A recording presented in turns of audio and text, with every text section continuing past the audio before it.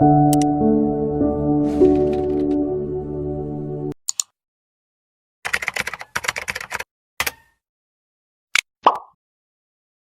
വചനഭാഗം നമ്മളെ സംബന്ധിച്ചിടത്തോളം ആദ്യ ഭാഗം അല്പം കടുപ്പമുള്ളതാണ്. രണ്ടാമത്തെ ഭാഗം കുറച്ചുകൂടി ലളിതമാണ്. ഇവിടെ 3 വാക്കുകൾ വളരെ ശ്രദ്ധേയമാണ്. ഒന്ന് കർത്താവ് എന്ന പദപ്രയോഗം, 2 യേശു എന്ന പദപ്രയോഗം, 3 ക്രിസ്തു എന്ന പദപ്രയോഗം.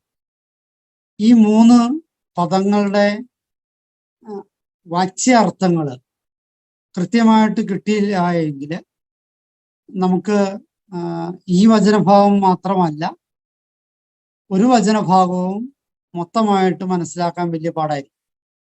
അപ്പൊ അതുകൊണ്ട് വളരെ മർമ്മപ്രധാനമായ ഈ 3 വാക്കുകളുടെ അർത്ഥങ്ങൾ നമ്മളൊന്ന് ഗ്രഹിക്കേണ്ടതുണ്ട്. ഒന്നാമതായിട്ട് യേശു എന്ന് പറയുന്നത് എന്താണ്? യേശു എന്ന് പറയുന്നത് സത്യത്തില് ജോഷുവ എന്ന് പഴയ നിയമത്തിൽ നമ്മൾ വായിക്കുന്ന ആ വാക്കിന്റെ ഹിബ്രു പരിവർത്തനമാണ് യേശു എന്ന് പറയുന്നത്. ഇത് രണ്ടിന്റെയും ഉദ്ദേശവും അർത്ഥവും യഹോവ രക്ഷകനാകുന്നു എന്നുള്ളതാണ്. അപ്പൊ യേശു എന്ന് പറയുന്ന വാക്യത്തെ പഴയ നിയമത്തില് ഉപയോഗിച്ചിരിക്കുന്ന തലവും പുതിയ നിയമത്തിൽ ഉപയോഗിച്ചിരിക്കുന്ന തലവും അർത്ഥങ്ങളും അല്പം വ്യത്യാസമുണ്ട്. പഴയ നിയമത്തില് യേശു എന്ന് പറയുന്നത് യഹോവ രക്ഷകനാകുന്നു എന്നുള്ള അർത്ഥത്തില് യഹോവയ്ക്ക് വേണ്ടിയിട്ട് ഉപയോഗിച്ചിട്ടുണ്ട്. ക്ലിയർ ആവുണ്ടോ ഇല്ലയോ എന്ന് എനിക്ക് മനസ്സിലായില്ല. യഹോവയ്ക്ക് വേണ്ടിയിട്ട് യേശു എന്ന പദത്തെ പഴയ നിയമത്തിൽ പ്രയോഗിച്ചിട്ടുണ്ട്. അത് യഹോവ രക്ഷകനാകുന്നു എന്നുള്ള അർത്ഥത്തിലാണ്. ജോഷുവയുടെ പേര് പോലും യേശു എന്ന് തന്നെയാണ്. അപ്പം യഹോവ രക്ഷകനായിട്ട് അംഗീകരിച്ച മനുഷ്യന്റെ പേരാണ് യേശു എന്ന്. പുതിയ നിയമത്തിലേക്ക് വരുമ്പോ യേശു എന്നുള്ള പദപ്രയോഗത്തിൽ അല്പം വ്യത്യാസം വരുന്നുണ്ട്. അത് മനുഷ്യാവതാരം ചെയ്ത ക്രിസ്തുവിനെ വിളിക്കുന്ന പേരായിട്ട് യേശു എന്നുള്ളത് മാറുന്നുണ്ട്.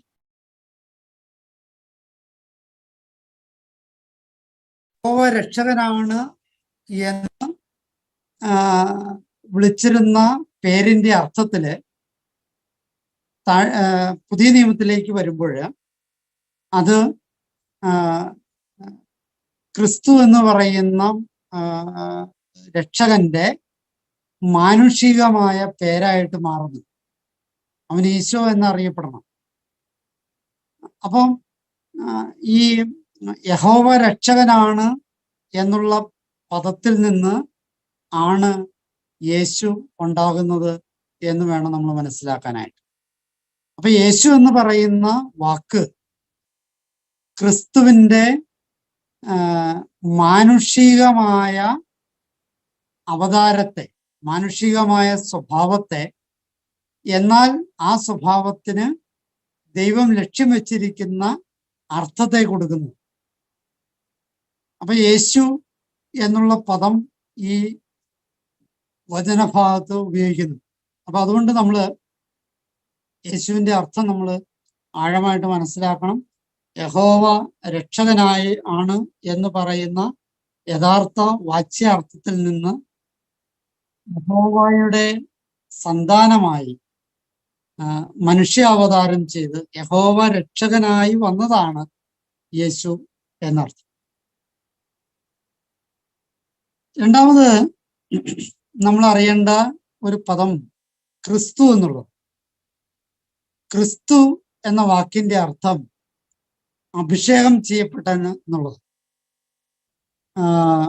കരിസ്മറ്റിക് ധ്യാനവുമായിട്ട് നവീകരണ പ്രവർത്തനങ്ങളുമായിട്ട് ബന്ധപ്പെട്ടവർക്ക് അഭിഷേകം എന്ന് പറയുന്നത് എപ്പോഴും എവിടെയും ഉപയോഗിക്കാവുന്ന ഒരു പദപ്രയോഗമായിട്ട് തെറ്റിദ്ധരിച്ചിട്ടുണ്ട്.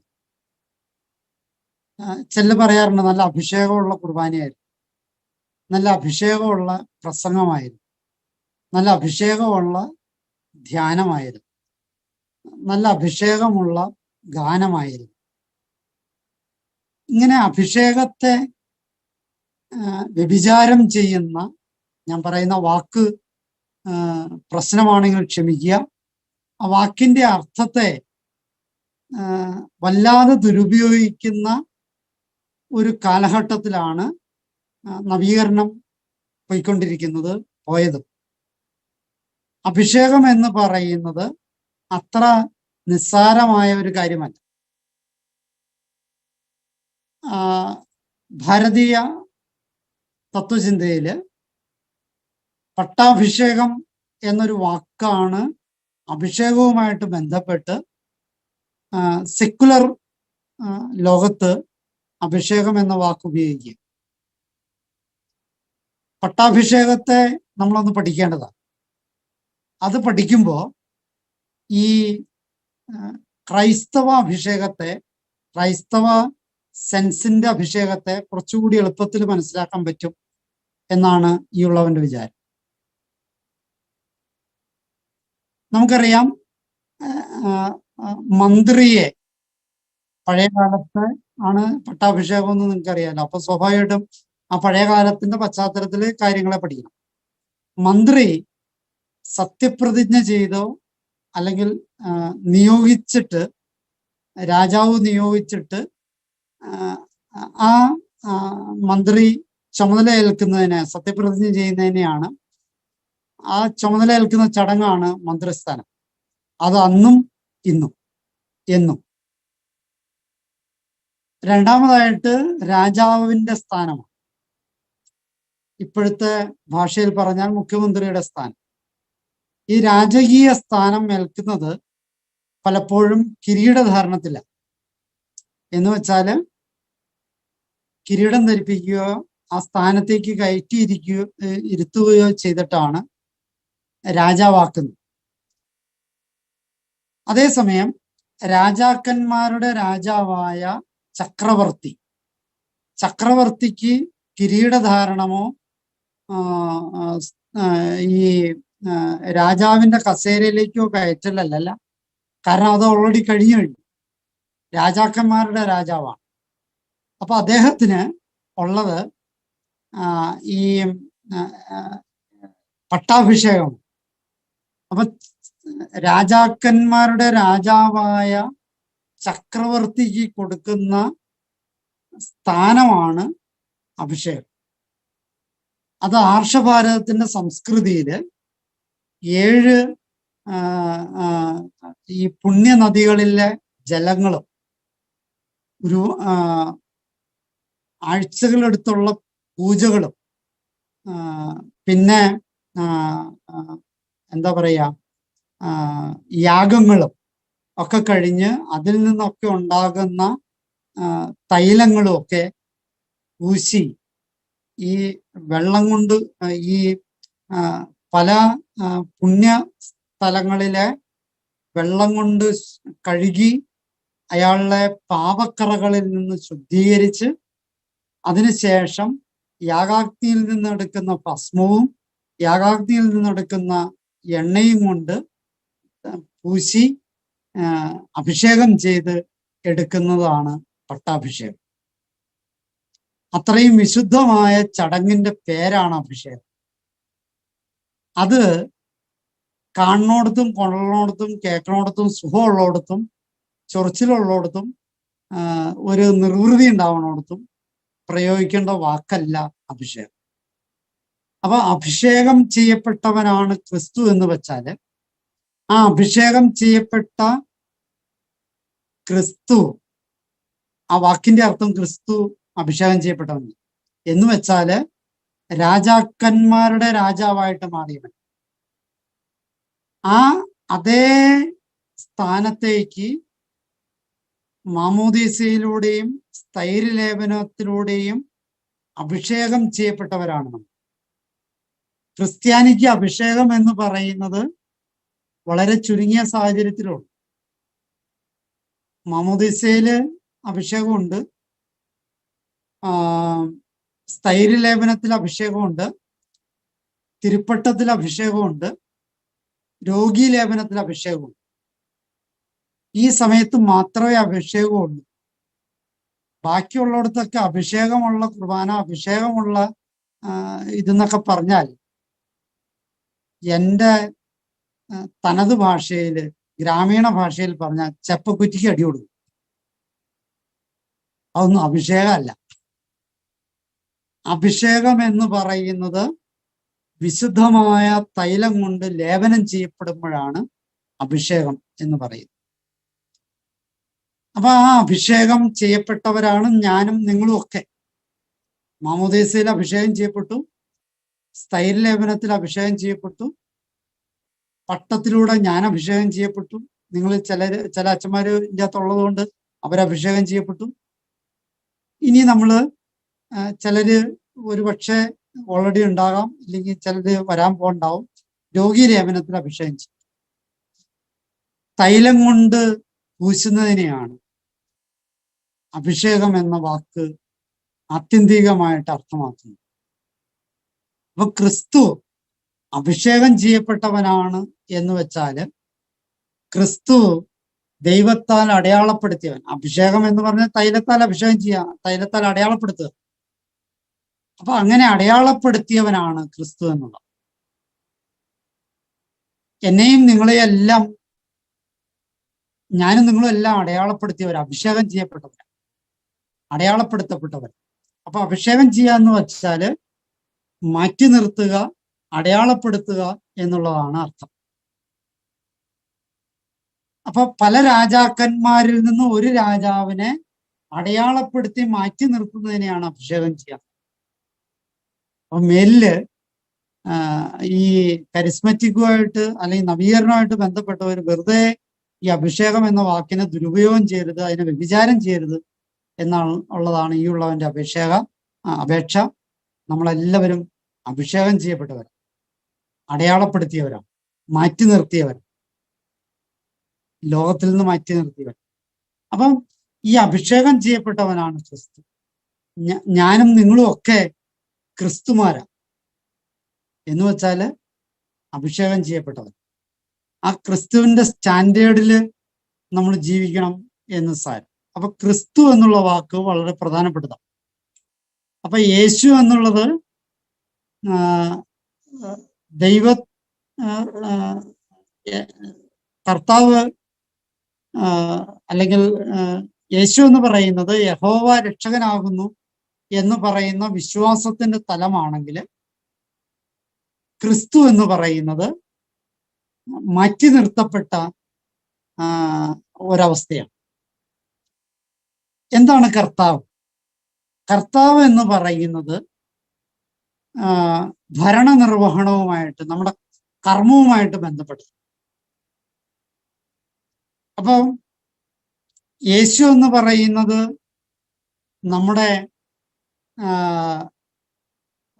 നമ്മുടെ വിശ്വാസവുമായിട്ട് ബന്ധപ്പെട്ടതാണ്. ക്രിസ്തു എന്ന് പറയുന്നത് നമ്മുടെ നിലപാടുമായിട്ട് ബന്ധപ്പെട്ടതാണ്. കർത്താവ് എന്ന് പറയുന്നത് നമ്മുടെ കർമ്മവുമായിട്ട് ബന്ധപ്പെട്ടത്. അപ്പൊ നമ്മുടെ വിശ്വാസം, നമ്മുടെ നിലപാട്, നമ്മുടെ കർമ്മം, ഇത് മൂന്നുമാണ് യഥാർത്ഥത്തില് കർത്താവ്, യേശു, ക്രിസ്തു എന്ന് പറയുന്നതുമായിട്ട് ബന്ധപ്പെട്ട് നമ്മുടെ ചങ്കിലേക്ക് വെക്കാനുള്ള കാര്യം. അപ്പൊ ഇവിടെ ഈ ബൈബിളിൽ ഭാഗത്ത് ഈ മൂന്ന് വാക്കുകൾ മാറ്റിയും മറിച്ചും തിരിച്ചും മറിച്ചും ഒക്കെ ഉപയോഗിക്കുന്നുണ്ട്. അപ്പൊ അതുകൊണ്ട് ഈ വാക്കുകൾ പഴയ നിയമ പശ്ചാത്തലത്തിലാണ് കർത്താവ് എന്നുള്ള പദപ്രയോഗം നടത്തുന്നത് ആദ്യ ഭാഗത്ത്. രണ്ടാം ഭാഗത്ത് കർത്താവ് എന്ന പദപ്രയോഗം നടത്തുന്നത് കർത്താവ് എൻ്റെ കർത്താവിനോട് അരുളി ചെയ്തു. അപ്പൊ അത് ആദ്യ ഭാഗത്ത് കർത്താവ് എന്ന് പറയുന്നത് ഭൗതിക കർത്താവാണെങ്കിൽ, രണ്ടാം ഭാഗത്തിൽ ആത്മീയ കർത്താവ് എന്ന് വെച്ചാല് അധികാരി. ആദ്യത്തേത് ഭൗതിക അധികാരിയാണെങ്കിൽ രണ്ടാമത്തേത് ആത്മീയ അധികാരി. അപ്പൊ ഇങ്ങനെയുള്ള ചില കാര്യങ്ങൾ മനസ്സിലാക്കുമ്പോഴാണ് ഈ കാര്യങ്ങളെ നമുക്ക് ഉൾക്കൊള്ളാൻ പറ്റുള്ളൂ. ആമുഖം പറഞ്ഞപ്പോഴത്തേക്കും സമയം കുറെ വൈകി. പെട്ടെന്ന് നമുക്ക് ബാക്കിയുള്ള കാര്യങ്ങളിലേക്ക് പോകാം. മർക്കോസിന്റെ സുവിശേഷത്തില് 35-ാമത്തെ വാക്യത്തില് നമ്മൾ ചോദ്യം കാണുന്നുണ്ട്. ദേവാലയത്തിൽ പഠിപ്പിച്ചുകൊണ്ടിരുന്നപ്പോൾ യേശു ചോദിച്ചു, ക്രിസ്തു ദാവീദിന്റെ പുത്രനാണെന്ന് നിയമജ്ഞർ പറയുന്നത് അങ്ങനെ. അത് സത്യത്തില് മർക്കോസിന്റെ സുവിശേഷത്തിലെ 72-ാമത്തെ ചോദ്യമാണ്. ചോദ്യങ്ങളിലൂടെയാണ് ക്രിസ്തു പലരെയും ചലഞ്ച് ചെയ്യുന്നത്. നമ്മൾ പലപ്പോഴും ചോദ്യങ്ങളുടെ മുമ്പിൽ പതറുന്നവരാണ്. പക്ഷെ ക്രിസ്തു പലപ്പോഴും ചോദ്യത്തിന് മുമ്പിൽ പതറുന്നവനല്ല. ചോദ്യത്തിന് മുമ്പിൽ ഒന്നുകിൽ ഉത്തരം കൊടുക്കും, അല്ലെങ്കിൽ മറുചോദ്യം ചോദിക്കും, അല്ലെങ്കിൽ അങ്ങോട്ട് ചോദിച്ച് അവരുടെ ചിന്തകളെ ഉണർത്തും. അപ്പൊ അങ്ങോട്ട് ചോദിച്ച് ചിന്തകളെ ഉണർത്തുന്ന ഒരു ശൈലിയാണ് ഇന്നത്തെ വചനഭാഗത്തിൽ നമ്മൾ കാണുക. 36-ാമത്തെ വാക്യത്തില് കർത്താവ് എൻ്റെ കർത്താവിനോട് അരുളി ചെയ്തു. അത് ഈ ദാവീദ് പറഞ്ഞ കാര്യമാണ് പറയുക. അത് വാക്യം ഒന്ന് ശ്രദ്ധിക്കുന്നത് നല്ലതാണ്.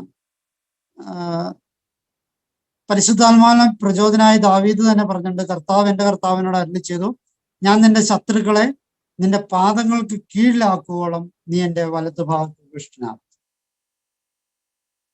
ഈ ഒരു വചനം ഒരുപാട് ധ്യാനിക്കണം. സത്യത്തില് ഇത് ദാവീദ് പറയുന്നത് സങ്കീർത്തനം 110:1 110-ാമത്തെ സങ്കീർത്തനത്തിലെ 1-ാമത്തെ വാക്യത്തിലാണ് ദാവീദ് ഈ പറയുന്നത്. അത് മർക്കോസിന്റെ സുവിശേഷത്തിൽ ഇവിടെ ആവർത്തിക്കുന്നുണ്ട്. അത് കൂടാതെ അപ്പസ്തലന്മാരുടെ നടപടി പുസ്തകത്തില് 2-ാമത്തെ അധ്യായം 34-35 വാക്യങ്ങളിൽ ഇത് ആവർത്തിക്കുന്നുണ്ട്.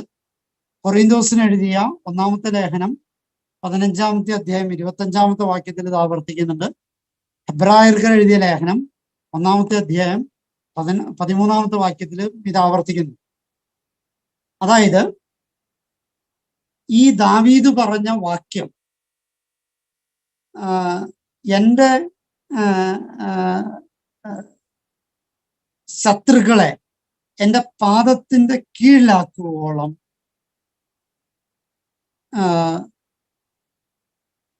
നീ എൻ്റെ വലത്തുഭാഗത്ത് ഉപവിഷ്ടനാവും. ഈ വാക്യം നിത്യതയുമായിട്ട് ബന്ധപ്പെട്ടത് എന്ന് വെച്ചാല് കഴിഞ്ഞുപോയ കാര്യമാണ്, നിലനിൽക്കുന്ന കാര്യമാണ്, വരാനിരിക്കുന്ന കാര്യം. മനസ്സിലായോ? അതായത് കർത്താവിനോട് അരുളി ചെയ്തു, എൻ്റെ ശത്രുക്കളെ എൻ്റെ പാദത്തിന്റെ കീഴിലാക്കുമ്പോൾ. ശത്രുക്കളെ പാദത്തിന്റെ കീഴിലാക്കുന്ന കർമ്മമാണ് അന്നും ഇന്നും എന്നും നടന്നുകൊണ്ടിരിക്കുന്നത്. ആ കാലത്തോളം നീ എൻ്റെ വലതുവശത്ത് ഉപേക്ഷനാണ് എന്ന് വെച്ചാൽ ക്രിസ്തു അവന്റെ വലതുവശത്ത് ഉപേക്ഷനാണ്. അതായത് ക്രിസ്തുവിന്റെ മരണശേഷം നടക്കേണ്ട കാര്യത്തെക്കുറിച്ച് പഴയ നിയമത്തില് സങ്കീർത്തനത്തില് പറഞ്ഞു വെച്ചതിന്റെ തുടർച്ച ഇവിടെ നടക്കുകയാണ് എന്നാണ് ആ പറഞ്ഞതിന്റെ ചുരുക്കം. നമ്മൾ വിശ്വാസ പ്രമാണത്തിൽ ചെല്ലുന്നുണ്ട്, അവിടുന്ന് മരിച്ച് അടക്കപ്പെട്ട് സ്വർഗത്തിലേക്ക് എഴുന്നള്ളി വലതുഭാഗത്ത് ഉപേക്ഷിതനാവുന്നു. ഈ വലതുഭാഗത്ത് ഉപേക്ഷിതനാവുന്നു എന്ന വിശ്വാസ പ്രമാണത്തില് ചെല്ലുന്ന കാര്യമാണ് ഈ വചനത്തിലൂടെ നമ്മുടെ ചങ്കിലേക്ക് ക്രിസ്തു തരുന്നു. അപ്പോ ക്രിസ്തു വലതുവശത്ത് ഭൂഷനായിരിക്കും എന്നുവരെ ശത്രുക്കളെ പാദത്തിന്റെ കീഴിലാക്കുമ്പോഴും. ഇപ്പൊ പാദത്തിന്റെ കീഴിലല്ല, ശത്രുക്കള് ഇപ്പോ ഉഷാറാണ്. സഭയിലായിക്കോട്ടെ, സഭയ്ക്ക് പുറത്തായിക്കോട്ടെ, എല്ലായിടത്തും ശത്രുക്കള് ഉഷാറാണ്. അത് ഏത് വേഷത്തിലും ഏത് പേരിലും ഏത് സ്ഥാനത്തിലും ആയിരിക്കാം. ശത്രുക്കളെ പാദത്തിന്റെ കീഴിലാക്കുമ്പോഴും അവിടുന്ന് വലത്തുവശത്തിരിക്കും. പിന്നെ എവിടെ ഇരിക്കും എന്നുള്ളത് എന്നോട് ചോദിച്ചേക്കരുത്, എനിക്കറിയില്ല. ബൈബിൾ അതിന് ഉത്തരവില്ല. ശത്രുക്കളെ പാദത്തിന്റെ കീഴിലാക്കുവോളം ക്രിസ്തു ദൈവത്തിന്റെ വലത്തുവശത്തുണ്ടാകും എന്നുള്ള ഉറപ്പാണ് ഈ വചനം പറയുക. 38-ാമത്തെ സമയം, 1 മിനിറ്റ് കൂടി ഉള്ളൂ, ഞാനൊരു 4 മിനിറ്റ് കൂടി എടുക്കും. ക്രിസ്തു ഈ 38-ാമത്തെ വാക്യത്തില് 38 തുടങ്ങി 40 വരെയുള്ള വാക്യങ്ങൾ പെട്ടെന്ന് ഞാൻ അങ്ങോട്ട് ചുരുക്കി പ്രസന്റ് ചെയ്യാം. അവിടെ കപടഭക്തിയെ കുറിച്ചാണ് പരാമർശിക്കുക. 6 കാര്യങ്ങൾ ഈ 3 വാക്യങ്ങളിലൂടെ അവതരിപ്പിക്കുന്നു. കപടഭക്തിയുടെ ലക്ഷണങ്ങൾ എന്തൊക്കെയാണ്? ഒരു പക്ഷേ സുവിശേഷ പ്രഘോഷണത്തില് ആയിരിക്കുന്ന നമ്മളെല്ലാവരും ഏറെ ധ്യാനിക്കേണ്ട വിഷയം എത്ര നേരം പറഞ്ഞതിനേക്കാൾ കൂടുതലായിട്ട് ഇനി വരുന്നതാണ് എന്നതാണ് എൻ്റെ ചിന്ത. എന്താണ് കപടഭക്തിയുടെ ലക്ഷണങ്ങൾ? 1, മതപരമായ മേലങ്കിയും മനോഹരമായ വസ്ത്രവും ഉണ്ടാകുമെന്നുള്ളത്. അത് 38-ാമത്തെ വാക്യത്തില് ഉണ്ട്. നമ്മുടെ മർക്കോസിന്റെ സുവിശേഷത്തിൽ നമ്മളിപ്പോൾ വായിച്ച വാചനഭാഗത്ത്. അതുകൂടാതെ മത്തായിയുടെ സുവിശേഷത്തില് 23-ാമത്തെ അധ്യായത്തില് 5-ാമത്തെ വാക്യത്തിൽ മതപരമായ മേലങ്കി, മനോഹരമായ വസ്ത്രം. ഏറെ ചൊറിച്ചിലോടുകൂടി നമ്മൾ ചിന്തിക്കേണ്ടതാണ്. മതപരമായ മേലങ്കികൾ നമുക്ക് എന്തുണ്ട്? നമ്മൾ തിരുസഭയുടെ ആളാണ്, വിശ്വാസിയാണ്, ക്രിസ്ത്യാനിയാണ്, ദൈവം നമ്മളെ ഭരമേൽപ്പിച്ചതാണ്, ഇത് ദൈവം അരുളി ചെയ്ത ശുശ്രൂഷയാണ്, ഇത് ദൈവം നേരിട്ടിടപെട്ട ശുശ്രൂഷയാണ് എന്നൊക്കെ നമ്മൾ പറയുമ്പോൾ, അല്ലെങ്കിൽ ഞാൻ ആയിരിക്കുന്നത് ഇത് മതപരമായ മേലങ്കികൾ അല്ലേ?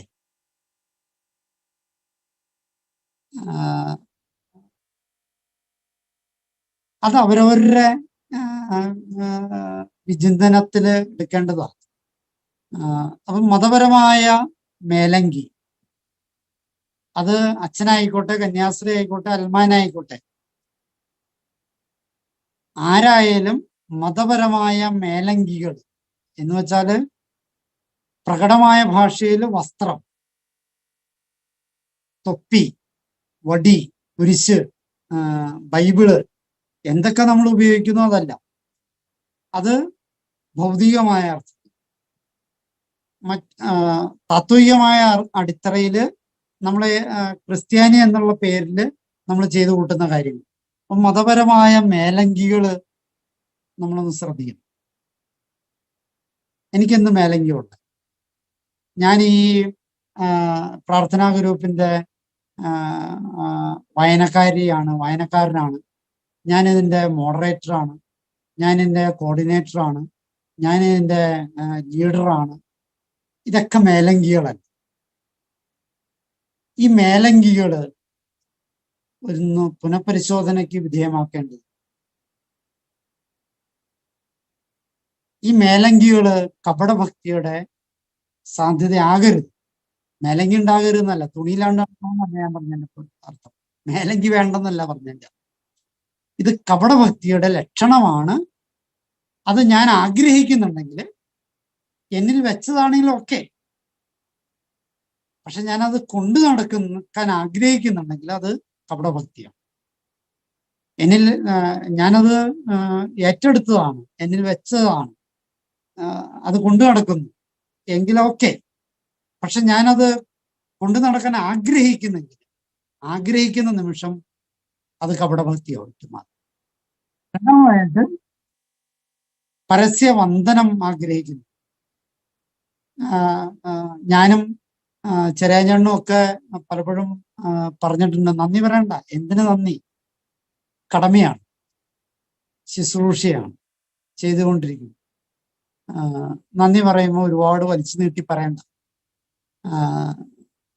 വെറുതെ ഒരു. അപ്പൊ ഈ 4-മത്തെ സാധനം എന്ന് പറയുന്നത് വിരുന്നുകളിൽ പ്രമുഖ സ്ഥാനമാണ്. അപ്പൊ ഈ ഒന്നുകിൽ ഈ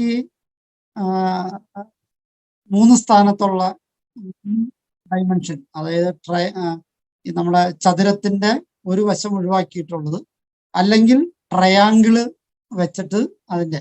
അപ്പോൾ ഈ സെൻട്രൽ പോയിന്റില് ഏറ്റവും പ്രമുഖരാണ് ഇരിക്കുക. അപ്പൊ ആ പ്രമുഖ സ്ഥാനത്ത് ഇരിക്കാനായിട്ട് ആഗ്രഹിക്കും. അപ്പൊ ഈ വിരുന്നുകളില് അല്ലെങ്കിൽ ഭക്ഷണത്തില് അമിതമായ സ്ഥാനം നമ്മൾ ആഗ്രഹിക്കുന്നുണ്ടോ? അത് വീട്ടിലായിക്കോട്ടെ മറ്റുള്ളിടത്തായിക്കോട്ടെ, അത് പ്രധാനപ്പെട്ടതാണ്. 5-ാമതായിട്ട് വിധവകളെ ചൂഷണം ചെയ്യുക. 40-ാമത്തെ വാക്യത്തിൽ നമ്മൾ അത് കാണുന്നുണ്ട്. അതുകൂടെ ഇപ്പൊ നമ്മൾ വായിച്ച കേട്ട വചനഭാഗത്തിൽ. അതുകൂടാതെ മത്തായിയുടെ സുവിശേഷം 23-ാമത്തെ അധ്യായത്തിൽ 14-ാമത്തെ വാക്യത്തിൽ കാണുന്നുണ്ട്. വിധവകൾ എന്ന് പറയുമ്പോൾ നമ്മുടെ ഈ ഗ്രൂപ്പില് വിധവകൾ കൂടുതലുണ്ട്. വിധവകൾ എന്ന് വെച്ചാൽ ഭർത്താവ് നഷ്ടപ്പെട്ട സ്ത്രീകൾ എന്നുള്ള അർത്ഥത്തിൽ മാത്രമല്ല, മറിച്ചും ചിന്തിക്കണം. ഭാര്യ നഷ്ടപ്പെട്ട ഭർത്താക്കന്മാരെയും ചിന്തിക്കണം.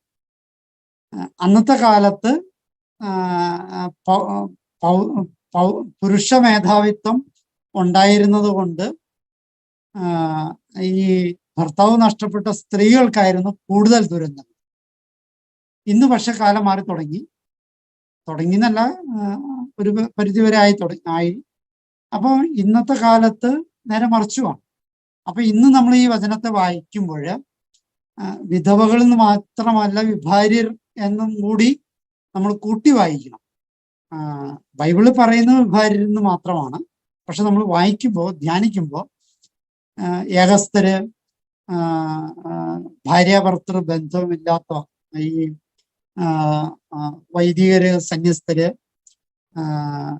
ഭാര്യ നഷ്ടപ്പെട്ടവര്, ഭർത്താവ് നഷ്ടപ്പെട്ടവര്, അതായത് ഒറ്റപ്പെട്ട് ജീവിക്കുന്ന മനുഷ്യരെയൊക്കെ ചൂഷണം ചെയ്യാനായിട്ട് എളുപ്പമാണ്.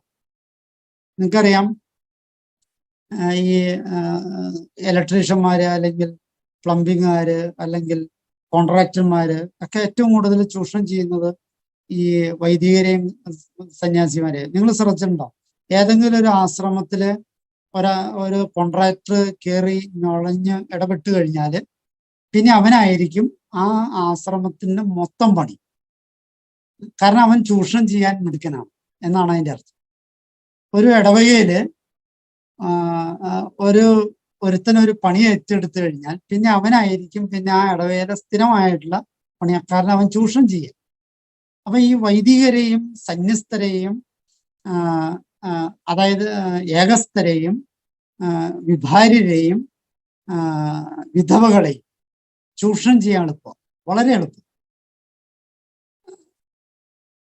കാരണം എന്താണെന്ന് വെച്ചാൽ അവര് വളരെ ഇമോഷണലി അവര് വളരെ അൺസെക്യൂർഡ്. അപ്പൊ അതുകൊണ്ട് ഏതെങ്കിലും ഒരുത്തനെ എന്തെങ്കിലും ഒരു നന്മ ചെയ്തു കഴിയുമ്പോൾ ആ നന്മയെ ഭയങ്കരമായിട്ട് ചങ്കിലേറ്റ്. അത് കഴിയുമ്പോൾ അവനത് ചൂഷണം ചെയ്തെടുക്കും. അപ്പൊ ഈ ചൂഷണം എന്ന് പറയാൻ ഏറ്റവും എളുപ്പമുള്ള ഒരു വിഭാഗമാണ് ആശ്രയമില്ലാത്ത മനുഷ്യർ. അത് വൈദികരായിക്കോട്ടെ, സന്യസ്തരായിക്കോട്ടെ, മെത്രാനായിക്കോട്ടെ, മാർപ്പാപ്പയായിക്കോട്ടെ, ഏകസ്ഥരായിക്കോട്ടെ, ഭാര്യരായിക്കോട്ടെ, വിധവകളായിക്കോട്ടെ, എല്ലാവരും.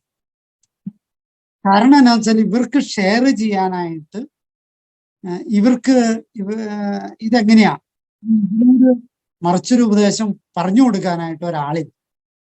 അപ്പൊ ചൂഷണം ചെയ്യാൻ വളരെ എളുപ്പം. അപ്പൊ അങ്ങനെ ചൂഷണം ചെയ്യുന്നവരെയൊക്കെ ഈ കപടഭക്തിയുടെ ആൾക്കാരാണ് എന്നുള്ളത് ശ്രദ്ധിക്കേണ്ട ഒരു കാര്യം. 6-മതായിട്ട് ദീർഘമായിട്ട് പ്രാർത്ഥിക്കുന്ന ആൾക്കാർ. ഒരു അർത്ഥവും ഒരു സമയവും നോക്കാതെ, സമയബന്ധിതമല്ലാതെ പ്രാർത്ഥിക്കുന്നവർ. സമയബന്ധിതമല്ലാതെ നന്ദി പറയുന്നവരുണ്ട്, സമയബന്ധിതമല്ലാതെ സ്വാഗതം ചെയ്യുന്നവരുണ്ട് നമ്മുടെ ഗ്രൂപ്പിൽ. ഇതൊക്കെ ശ്രദ്ധിക്കേണ്ടവരാ. ഓവറായിട്ട് സമയം എടുക്കണ്ടെങ്കിൽ അതിന്റെ അർത്ഥം, ഇപ്പൊ ഞാൻ അതിൻ്റെ അകത്ത് പെട്ടതാ. ഞാൻ സമയം കൂടി പോയി. ഞാനും ഈ കപട ഭക്തിയുടെ ആളാണ് എന്ന് അർത്ഥം. അപ്പൊ ഈ ഓവറായിട്ട് സമയം എടുക്കുന്നവര് കപട ഭക്തിയുടെ ആൾക്കാരാണ് എന്ന് സാരം. ഒരു നിമിഷം നമുക്ക് പ്രാർത്ഥിക്കാം. കാരണവനായ കർത്താവേ, തിരുസന്നിധിയിൽ ഞങ്ങൾ എല്ലാവരെയും സമർപ്പിക്കുന്നു. നിന്റെ 3 ഭാവങ്ങളെ, നീ ക്രിസ്തുവാണ്, നീ യേശുവാണ്, നീ കർത്താവാണ്. നിന്റെ ഈ 3 ഭാവങ്ങളെ അതിൻ്റെ തനിമയോടുകൂടി ഉൾക്കൊള്ളാനായുള്ള കൃപ ഞങ്ങൾക്ക് നൽകണമേ. പഴയ നിയമത്തിലും പുതിയ നിയമത്തിലും നിന്നെക്കുറിച്ച് പറയുന്ന ഈ 3 വാക്കുകൾ, യേശുവാണ്, കർത്താവാണ്, ക്രിസ്തുവാണ്, മിശിഹായാണ്. മിശിഹ തന്നെയാണ് ക്രിസ്തു. ഈ വാക്കുകളെ അതിൻ്റെ പൂർണ്ണ അർത്ഥത്തില് മനസ്സിന്റെ അകത്തളങ്ങളിൽ സ്വീകരിച്ച് ഉച്ചരിക്കാനായിട്ടുള്ള കൃപ ഞങ്ങൾക്ക് നൽകണമേ എന്ന് പ്രാർത്ഥിക്കുന്നു. കപടഭക്തിയുടെ 6 ലക്ഷണങ്ങൾ ഞങ്ങൾ കണ്ടു. ഞങ്ങളുടെ ഉള്ളിലുള്ള കാപട്യങ്ങളെ അവിടുന്ന് എടുത്തു മാറ്റണമേ. പലപ്പോഴും ഈ സ്വഭാവങ്ങളൊക്കെ ഞങ്ങൾക്കുണ്ട് എന്ന് ഞങ്ങൾക്കറിയാം. പക്ഷെ അതെല്ലാം പൂർണ്ണമായിട്ട് മാറ്റാൻ പറ്റില്ല. കാരണം അതൊക്കെയും നിന്റെ വിശ്വാസത്തിന്റെ പ്രഘോഷണത്തിന് ആവശ്യമാണ് പലതും. പക്ഷെ അതൊക്കെ ഞങ്ങളുടെ സ്വപ്നങ്ങളാക്കി, ഞങ്ങളുടെ സ്വാർത്ഥതയുടെ അടയാളങ്ങളാക്കി മാറ്റരുതേ എന്നാണ് പ്രാർത്ഥന. ഈ ഉയർന്ന സ്ഥാനങ്ങള്, പരസ്യവന്ദനങ്ങള്, ഞങ്ങളുടെ മേലങ്കികള്, ഞങ്ങളുടെ മുഖ്യ സ്ഥാനങ്ങള് ഒക്കെ ഞങ്ങളുടെ ദൗത്യത്തിന്റെ ഭാഗമാക്കി കടമയാക്കി എടുക്കാൻ, അതിനപ്പുറത്തേക്ക് ഏതൊരു നിമിഷം ഇത് ഉപേക്ഷിക്കണമോ ആ നിമിഷം ഉപേക്ഷിക്കാൻ, സന്തോഷത്തോടെ ഉപേക്ഷിക്കാനൊക്കെയുള്ള മനസ്സ് നൽകണമേ എന്ന് പ്രാർത്ഥിക്കുന്നു. കഴിഞ്ഞ 24 മണിക്കൂർ ശുശ്രൂഷ ചെയ്തവരെയും ഇനി തുടർന്ന് ശുശ്രൂഷ ചെയ്യാൻ ഇരിക്കുന്നവരെയും അവിടുന്ന് ആശീർവദിക്കണമേ എന്ന് പ്രാർത്ഥിക്കുന്നു. നമ്മുടെ കർത്താവ് യേശു മിശിഹായുടെ കൃപയും പിതാവായ ദൈവത്തിന്റെ സ്നേഹവും പരിശുദ്ധാത്മാവിന്റെ സഹവാസവും നാം എല്ലാവരോടും കൂടി ഉണ്ടായിരിക്കട്ടെ, എപ്പോഴും എപ്പോഴും എന്നേക്കും.